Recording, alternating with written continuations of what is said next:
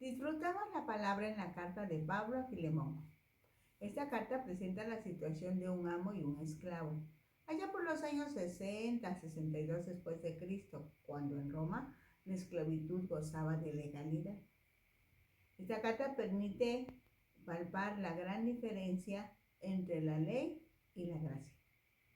La ley de Moisés, registrada en el Antiguo Testamento, y la ley romana otorgaban a los amos el derecho de castigar a sus esclavos fugitivos, pues los esclavos eran considerados como propiedad del amo, para ser usados como herramientas vivientes. Era el caso de Filemón, un hombre rico que tenía esclavos. Entre esos esclavos estaba uno llamado Onésimo, que en un momento determinado se constituyó en esclavo fugitivo. En ese preciso momento, una nueva noticia estaba siendo entregada a la sociedad. Pablo el apóstol fue el encargado de entregarla. Había una nueva ley para ser aplicada. Era la ley del amor. Era la gracia, regalo. Por la aplicación de esa nueva ley, el amo y el esclavo fugitivo pudieron tener compañerismo en amor sobre las bases de igualdad en el cuerpo de Cristo. Porque el mensaje del Evangelio debe llevarse a la práctica. Oremos a Dios. Padre, en el nombre de Jesús agradecemos esta carta de Pablo. Por cierto, la más pequeña de sus escritos, pero que contiene la esencia del mensaje que quieres que se entregue a la sociedad de todos los tiempos.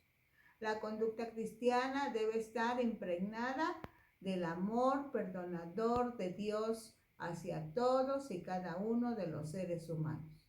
Espíritu Santo, muchísimas gracias por tu participación, redarguyendo los corazones y aplicando esta palabra a la vida de todos y cada uno de los que escucharán en algún momento. Amén. Revisemos el contexto histórico de la carta de Filemón. Dicho de otra manera, contestemos la pregunta: ¿qué sucedía en la sociedad en el tiempo que se escribió la carta a Filemón? En donde se destaca la relación de la iglesia primitiva con la esclavitud institucionalizada. Es muy probable que más del 30% de la población en Roma fuera de esclavos. Los esclavos podían ser doctores, músicos, maestros, artistas, bibliotecarios o contadores. Casi todos los trabajos podían y estaban ocupados por esclavos. En los tiempos de Pablo, la esclavitud había oscurecido al trabajo de las personas libres. Para la sociedad romana, los esclavos eran herramientas de sus amos. Por esa razón podían ser comprados, vendidos, heredados, intercambiados o tomados para pagar la deuda de su amo. Los amos tenían poder ilimitado para castigar a los esclavos y muchas veces los castigaban severamente por infracciones insignificantes. En un momento determinado, los amos se dieron cuenta de que los esclavos contentos eran más productivos. Entonces los amos empezaron a tratarlos con amabilidad y fueron más flexibles en la disciplina aplicada.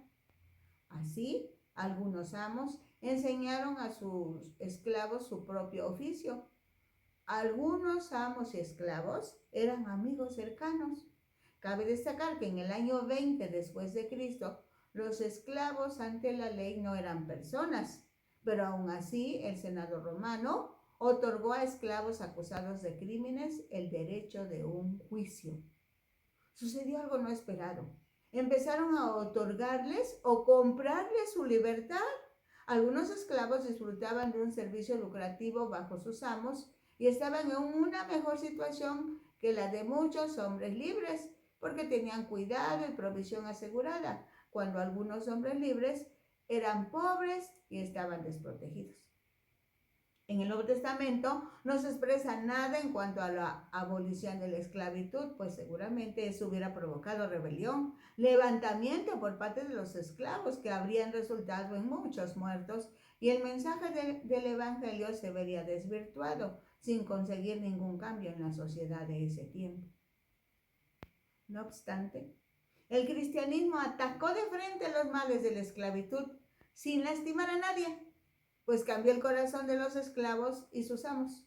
Demostró que espiritualmente son iguales el amo y el esclavo. Los dos necesitaron ser perdonados porque ambos pecaron contra Dios y por ambos murió y resucitó Jesucristo, el Hijo de Dios. Vayamos a la carta de una vez. Esta carta contiene 25 versículos y puede decirse que tiene un capítulo solamente.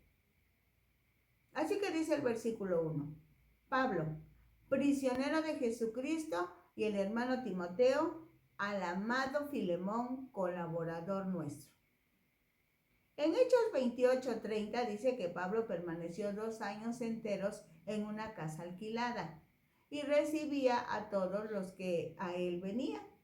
Según los historiadores, durante ese tiempo escribió 4 epístolas o cartas a los de Colosas, a Filemón, a los de Éfeso y a los de Filipos.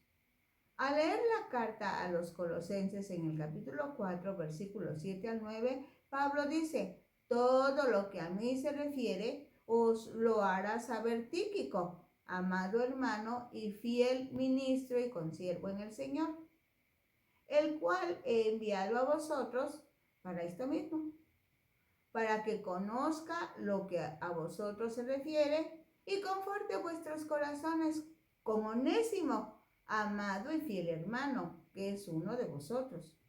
Todo lo que acá pasa os lo harán saber.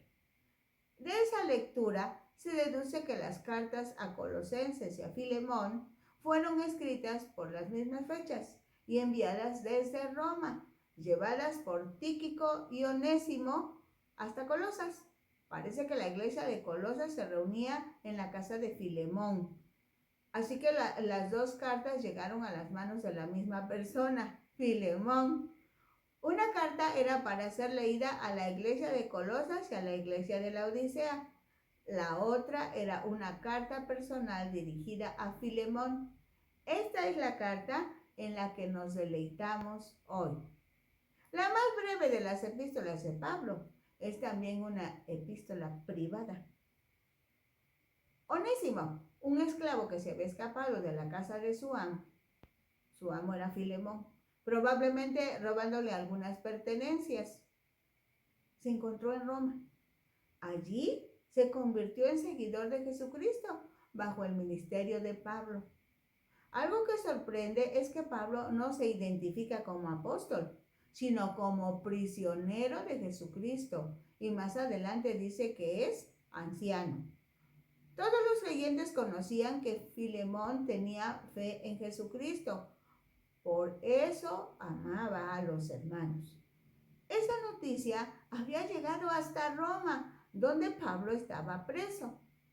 Pablo escribe esta carta para solicitar a Filemón, un hombre rico y miembro de la iglesia de Colosas, que perdone. No lo dice expresamente, pero es el mensaje medular de la carta, que perdone a Onésimo y lo reciba como hermano en Cristo. Dice el versículo 2, y a la amada hermana Apia y a Arquipo, nuestro compañero de milicia, y a la iglesia que está en tu casa. Apia, cristiana a quien Pablo saluda. Pudiera tratarse de la esposa de Filemón. Arquipo, maestro entre los cristianos en Colosas, a quien Pablo llama su compañero de milicia y a quien exhorta a cumplir su ministerio, allá en Colosenses 4:17. Posiblemente Arquipo pudo leer la carta con Filemón y lo animó a seguir el consejo de Pablo. Por la redacción, se cree que en la casa de Filemón se reunían los hermanos que integraban la iglesia de Colosas, pues de tiempo en tiempo la iglesia sufrió persecución. Además, los templos no se construyeron en esa época. Dice el versículo 3, gracia y paz a vosotros, de Dios nuestro Padre y del Señor Jesucristo. En sus cartas, Pablo repetidas veces usa este saludo. Gracia habla del amor de Dios hacia el pecador y se manifiesta en la obra redentora de Cristo. Hace énfasis en que es el único medio que permite que Dios reciba toda la honra y la gloria por haber salvado al pecador. Paz, en hebreo, shalom, se refiere a todo lo que trae bienestar personal. Esto es, por medio del sacrificio de Cristo, el creyente es restaurado al favor divino. Este pensamiento se confirma en Romanos 5:1, que dice: justificados pues por la fe, tenemos paz para con Dios por medio de nuestro Señor Jesucristo. De Dios nuestro Padre y del Señor Jesucristo. En esta expresión puede verse que el Padre y Cristo son uno e iguales en autoridad. La gracia y la paz son impartidas a los creyentes por el Padre y el Hijo. Vamos a los versículos 4 al 7. Doy gracias a mi Dios, haciendo siempre memoria de ti en mis oraciones, porque oigo del amor y de la fe que tienes hacia el Señor Jesús y para con todos los santos, para que la participación de tu fe sea eficaz en el conocimiento de todo el bien que está en vosotros por Cristo Jesús. Pablo destacó el amor y la bondad de Filemón, pues no solo abrió su corazón, sino también su casa, su hogar a la iglesia, para que allí se realizaran las reuniones en donde podían alabar juntos a Dios y ser edificados con la palabra. Pablo ora para que la fe de Filemón dé frutos de servicio y testimonio eficaz por medio de la plenitud en Cristo. El conocimiento de todo el bien. Hace mención en que los hijos de Dios tienen riquezas en Cristo y en el poder del Espíritu Santo, como la necesidad de compartir y aplicar esos beneficios. Dice el versículo 7, pues tenemos gran gozo y consolación en tu amor, porque por ti, oh hermano, han sido confortados los corazones de los santos. El énfasis está en la palabra hermano. Al saber que los corazones de los santos, los otros hermanos, han sido confortados, provocó gozo y consolación en Pablo y sus compañeros. Esta expresión respecto a que Filemón ha sido consolador de otros hermanos es muy importante para lo que Pablo le dirá enseguida. Está demostrado que la generosidad de los cristianos es una cualidad de Filemón. Tenía amor al pueblo de Dios. Enseguida, Pablo pedirá a Filemón, de quien ya sabemos que es generoso, que sea aún más generoso. Dicen los versículos 8 al 14. Por lo cual, aunque tengo mucha libertad en Cristo para mandarte lo que conviene, más bien te ruego por amor, siendo como soy, Pablo ya anciano y ahora, además, prisionero de Jesucristo. Pablo pudo haber ordenado a Filemón que trataran con bondad a su esclavo fugitivo, pero no lo hizo así, sino que basó su pedido en la entrega de Filemón como cristiano. Pensó en que Filemón obedeciera sinceramente y no por obligación. Pablo apela al amor. Prefiere que Filemón actúe movido por el amor de Dios que está en él. Aquí Pablo nos da un buen ejemplo de cómo tratar un posible conflicto entre amigos cristianos. Para ese momento, Pablo casi ha cumplido 60 años. Por eso se puede llamar a sí mismo anciano, aunque la palabra que está utilizando en griego también puede traducirse como embajador. En otra carta, en Efesios 6:20, se presenta como embajador en cadenas, usando esta misma palabra. Dice el versículo 10, te ruego por mi hijo Onésimo, a quien engendré en mis prisiones. Onésimo era un esclavo fugitivo.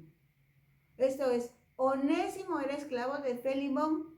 Por alguna conducta equivocada, salió huyendo de su amo. En otras palabras, se fugó de la autoridad de su amo.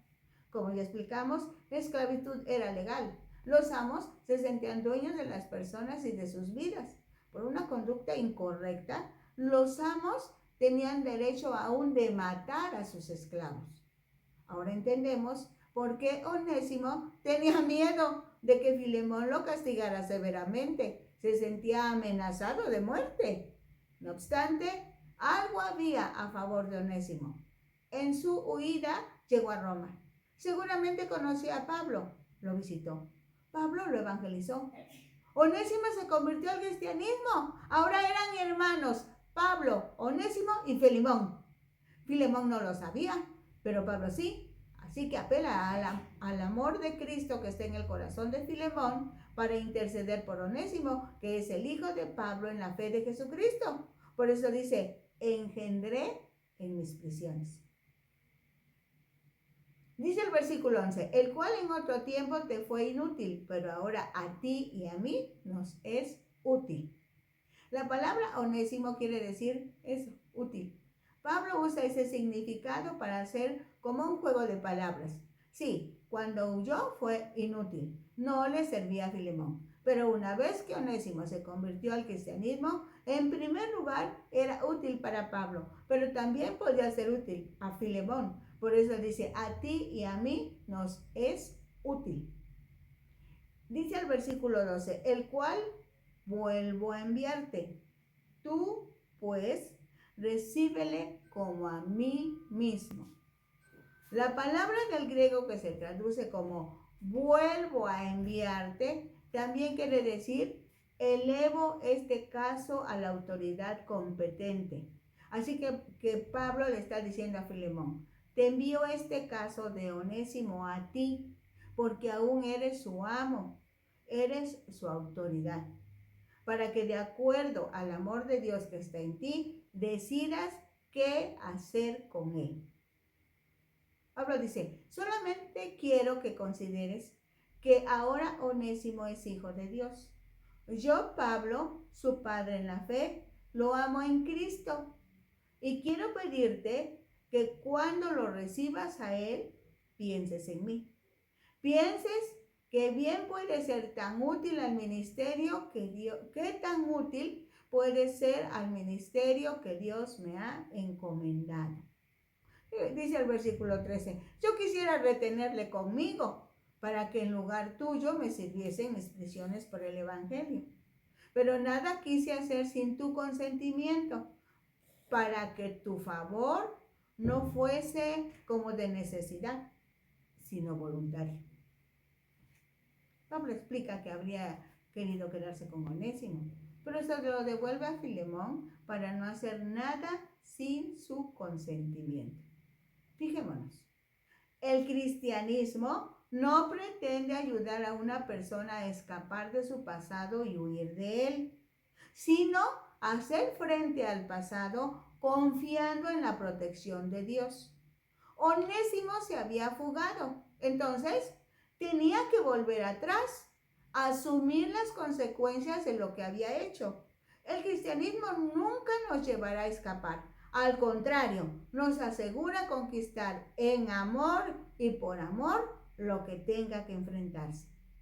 Claro, ahora estamos respaldados por Jesucristo. En el caso de Onésimo, ya dijimos que ciertamente se escapó como esclavo y pagano. Vuelva a su amo Filemón como hermano en Cristo. Ahora el asunto es para Filemón. Por eso Pablo le hace el planteamiento. Si estás de acuerdo en que tú y yo somos compañeros en el servicio de Dios y en que Onésimo es mi hijo en la fe, debes recibirle como me recibirías a mí. Pablo nos enseña que debemos recibir a la persona que vuelve atrás después de cometer una equivocación. Pues si Dios la perdona y la restaura, nosotros como sus hermanos debemos ofrecerle ayuda y mostrarle confianza para apoyar en su restauración. Interesantísimo. Dicen los versículos 15 al 20, porque quizá para eso se apartó de ti por algún tiempo, para que le recibieses para siempre. No ya como esclavo, sino más que esclavo, como hermano amado, mayormente para mí, pero cuanto más para ti, tanto en la carne como en el Señor. Seguramente Pablo está propiciando el encuentro de Onésimo con su amo y sin mencionar la palabra está incluida la idea del perdón, de la reconciliación, de una nueva relación, porque en Cristo todo es nuevo, novedoso, sorprendente, único, genial y tenía que quedar demostrado ante la sociedad de ese tiempo y la sociedad de todos los tiempos. Así que, si me tienes por compañero, dice el versículo 17, recíbele como a mí mismo. Y si en algo te dañó o te debe, ponlo a mi cuenta. Yo, Pablo, lo escribo de mi mano. Yo lo pagaré. Por no decirte que aún tú mismo te me debes también. ¡Qué manera tan sabia de interceder a favor de Onésimo! Pablo seguramente conocía el corazón noble de Filemón. No obstante, para ese momento, Filemón no sabía qué cambios había experimentado Onésimo. Es la razón por la que Pablo tiene que presentarse como fiador a favor de Onésimo. Aunque Pablo no había estado en Colosas, pero por la redacción se cree que Pablo era el padre espiritual de Filemón. Por ello esperaba que su hijo en la fe sintiera una deuda de gratitud que estaría dispuesto a pagar al aceptar a Onésimo con un espíritu perdonador. Sí, hermano, dice el versículo 20, tenga yo algún provecho de ti en el Señor, conforta mi corazón en el Señor. Recordemos que esta es una carta privada y personal dirigida a un amigo. En esta carta comprobamos que el Evangelio reconcilia a las personas entre sí, no solo al judío, Pablo, y al gentil Filemón, también al esclavo que había huido fugitivo y a su amo Filemón, y los convierte en hermanos. Los versículos 21 y 22 dicen, te he escrito confiando en tu obediencia, sabiendo que harás aún más de lo que te digo.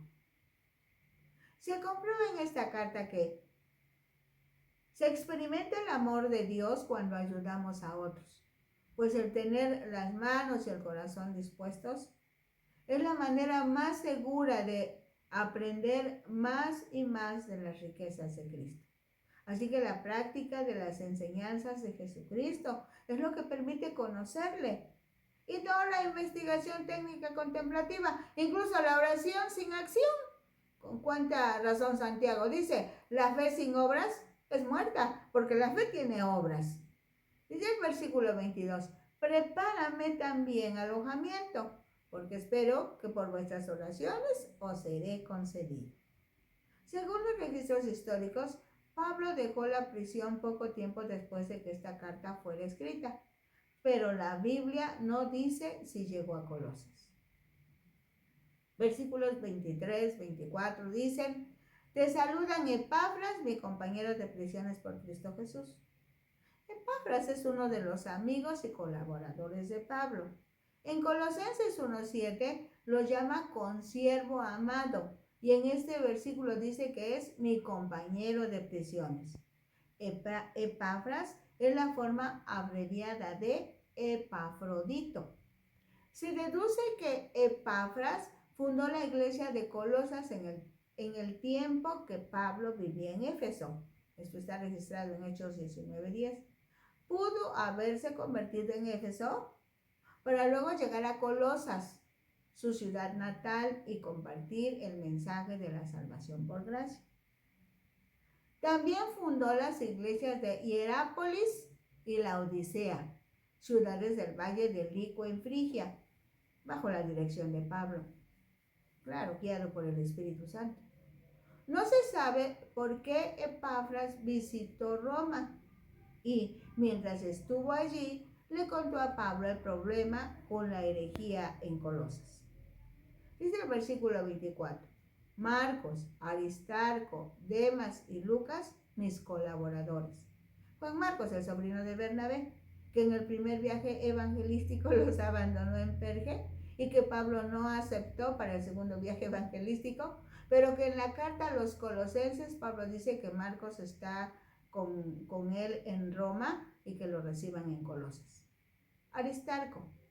Ese momento Ese nombre aparece en Hechos 24 como delegado oficial de Tesalónica con la ofrenda. Y en Hechos 27:2 aparece con Pablo en el barco que salió de Cesarea. Y en Colosenses 4:10 Pablo lo llama compañero de prisiones, por lo que se supone que se dio de alta como esclavo de Pablo para que le aceptaran acompañarlo en el viaje de Cesarea a Roma y luego en la cárcel en Roma. Y también lo menciona en esta carta enviada a Filemón.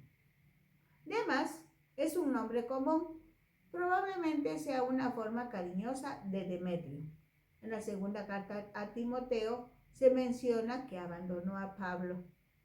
Lucas, el médico de Pablo, escritor del Evangelio que lleva su nombre y del libro de los Hechos de los Apóstoles. A Epafras, Aristarco, Demas y Lucas en esta carta los llama colaboradores, pues aunque está como prisionero en Roma, por ser ciudadano romano y por no tener una acusación grave, tuvo la oportunidad de estar en arresto domiciliario, en donde recibía visitas y podía evangelizar. Así que tomó como centro de operaciones la cárcel y continuó con su llamado de expandir el Evangelio, y Dios en su bondad permitió que estuvieran con él estas personas, apoyándolo en la expansión del reino. Por fin el versículo 25 dice: la gracia de nuestro Señor Jesucristo sea con vuestro espíritu. Amén. En todas sus cartas, al principio o al final, Pablo habla de la gracia de Jesucristo, que es suficiente para todas las personas, para todas las situaciones y también puede decirse para todas las cosas. Esta carta, que puede describirse como pequeña, porque escasamente tiene 25 versículos, realmente es un gran documento que permite tener por escrito el efecto del Evangelio en la sociedad. Pues la gracia de Jesucristo es tanto para el amo como para el esclavo, quienes en Cristo son ahora hermanos. La situación se presta para hacer algún tipo de comparación, por ejemplo, así como Pablo intercede delante de Filemón por Onésimo cuando se ofrece como su fiador, si algo te debe yo te lo pago, dice. Así Jesucristo se ofreció delante del Padre en pago de la deuda de toda la humanidad en general y de cada uno de nosotros en particular. Con lo anterior, se comprueba que Dios les da a los cristianos la fortaleza y la fuerza para mostrar compasión y misericordia por los demás. Filemón es una carta que ofrece un caso para analizar la importancia de pedir perdón y ofrecer perdón. ¿Lo repito? Filemón es una carta que ofrece un caso para analizar la importancia de pedir perdón y ofrecer perdón. Pero en la carta no está la palabra perdón. Está ahí implícito este asunto. Por medio del ministerio de Pablo, Onésimo, un esclavo fugitivo, pudo reconciliarse con Dios y convertirse en cristiano. Cabe destacar que en ese tiempo, si un esclavo escapaba y lo encontraban, sufría castigos tremendos y en algunos casos la muerte. Filemón, el amo de Onésimo, también era cristiano y amigo cercano de Pablo. Pablo envió a Onésimo con esta carta en mano para Filemón con el fin de restaurar su relación rota. Pues para este momento, Onésimo y Filemón eran hermanos en Cristo. Es una aplicación práctica del Evangelio. Presenta principios de amor y compasión en nuestras propias relaciones. Principios indispensables para la reconciliación, sin olvidar que cada uno tenemos necesidad de la gracia y el perdón de Dios por medio de aceptar la eficacia del sacrificio de nuestro Señor y Salvador Jesucristo. Pablo le pidió a Filemón que aceptara a su antiguo esclavo problemático como lo aceptaría a él mismo. Así como Dios un día aceptó a Filemón, ahí está implícito el perdón, sin mencionar la palabra perdón. Para Pablo, Onésimo era de mucha ayuda en Roma. Sin embargo, estaba en primer lugar la reconciliación. Aquí están implícitas las faltas, la intercesión, el arrepentimiento, el perdón y la restauración. Revisemos con cuidado, porque a veces nosotros cometemos errores, nos saltamos algún paso y nuestros hermanos sufren. Pablo demostró cómo la conversión transforma las relaciones personales con Dios y con los demás, echando abajo todo tipo de injusticia. Pero también es importantísimo descubrir cómo el apóstol actuaba con tacto y cortesía con sus hermanos en la fe, lo que lograba influencia del cristianismo naciente en las relaciones entre las personas de diferentes clases sociales, lo que permitió que el amor y la justicia se infiltraran en la sociedad desde ese tiempo hasta hoy. Con esta carta queda demostrado que el Evangelio transforma vidas, modificando el ambiente en donde predominan el amor, el perdón y la empatía hasta llegar a una convivencia ejemplar. Si fueras un Filemón, ¿qué tanto estás dispuesto a recibir a los onésimos que deambulan por ahí? Si tu papel es el de Onésimo, ¿qué tan interesado estás en enfrentar las situaciones que resultaron de malas decisiones? Si eres un Pablo, ¿cómo apoyas para conseguir la reconciliación entre hermanos? Descubramos nuestra posición y disfrutemos la intervención del Espíritu Santo para conseguir las reconciliaciones que sean necesarias. La próxima semana, con la ayuda de Dios, la invitación es para que sigamos disfrutando la palabra en Facebook, en YouTube, en nombre de Rosadela Hernández Ojeda, encuentran estos materiales y con nuestros hermanos en Ventana Virtual Radio Cristiana, la señal que edifica, la televisión Surimar y las radiodifusoras unidas con el propósito de divulgar la palabra. Bendiciones.